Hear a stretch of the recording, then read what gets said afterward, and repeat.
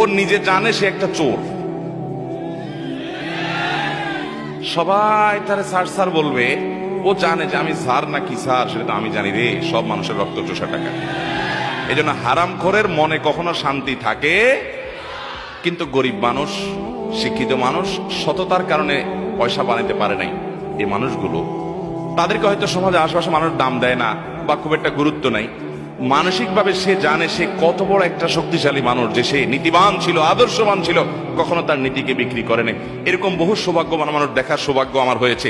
সরকারি চাকরি করেন, বেসরকারি চাকরি করেন, চাইলে কোটি কোটি টাকা বানাতে পারতেন, কিন্তু খুব কষ্টে দিনাতিপাত করেন। কোন রকম রিটায়ারমেন্টের পরে ছোটখাটো একটা বাড়ি ছাপড়া তুলে পাঠ করছেন, অনেক বড় অফিসার ছিলেন, কিন্তু 2 নম্বর পথে পা বাড়ান নাই। তাদের মানসিক যে শান্তি, নবী সাল্লাল্লাহু আলাইহি ওয়াসাল্লাম সে কথাই বলেছেন, লাইসাল গিনা বিকাসরাতিল আরজ, অনেক টাকা পয়সা মালিক হওয়ার নাম ধনী হওয়া নয়, ইন্নাল গিনা গিনান নাফস, প্রকৃত ধনী হলো সে যে মনের দিক